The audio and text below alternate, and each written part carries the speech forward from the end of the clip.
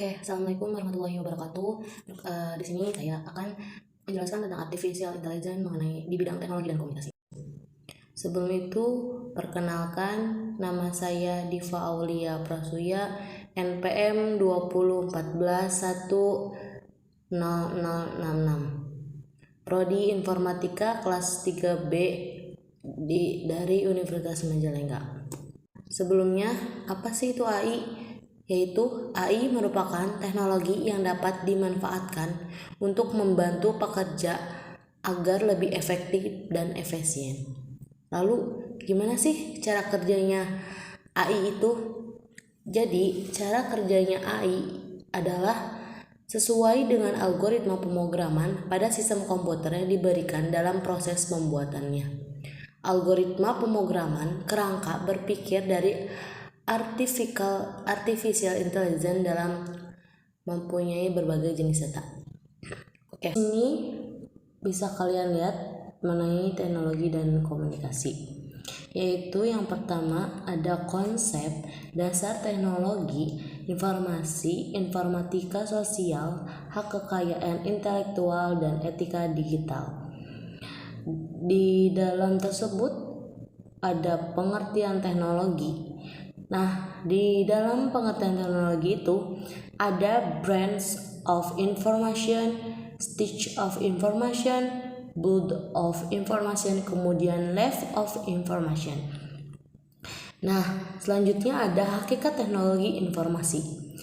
Mata pelajaran TIK, komunikasi suatu proses, fenomena, solusi pemanfaatan TIK, ruang lingkup TIK, ruang lingkup mata pelajaran TIK, tujuan mata pelajaran TIK, informasi sosial, prinsip informasi sosial, konsep dasar hak kekayaan intelektual. Nah, kemudian ada macam-macam haki. Nah, sebelum itu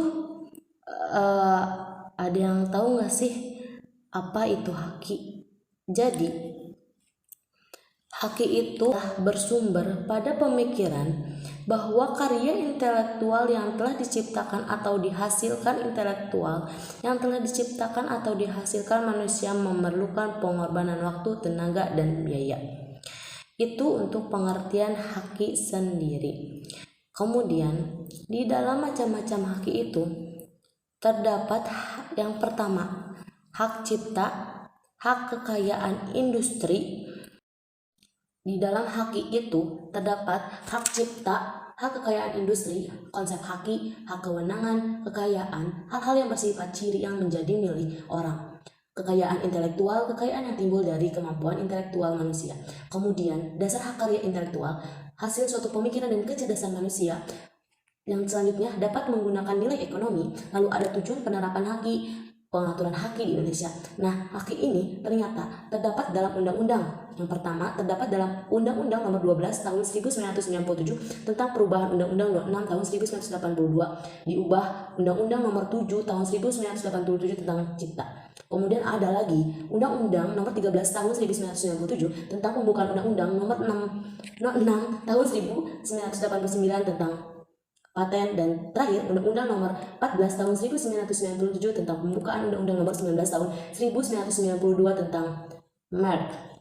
Nah, selanjutnya kita akan masuk ke dalam pembahasan computation thinking. Di dalam konsep computation thinking itu ada decomposition, subtopik, pattern relational, abstract, algoritma, design. Kemudian ada algoritma nih. Algoritma, di dalamnya ada struktur algoritma, penerjemahan bahasa pemrograman, jenis-jenis bahasa pemrograman, membuat alur logika pemrograman. Kemudian terakhir struktur algoritma pemrograman. Nah, dua sub itu termasuk ke dalam materi konsep komputasional, algoritma dan pemrograman dasar. Kemudian ada konsep sistem komputer abstrak dan representatif data. Di dalamnya itu ada sistem komputer, komponen sistem komputer, komunikasi dalam jaringan, jenis komunikasi daringan, komponen jaringan, komponen pendukung komunikasi daring. Kemudian itu ada lagi nih yang terakhir, integrasi antar aplikasi Office, yaitu ada Microsoft Excel, PowerPoint, dan Word.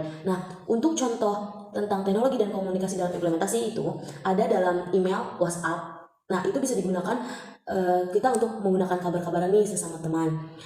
Jadi mungkin itu saja yang bisa saya sampaikan untuk mengenai AI tentang teknologi dan komunikasi. Kurang lebihnya mohon maaf. Wabillahi taufiq wal hidayah. Wassalamualaikum warahmatullahi wabarakatuh.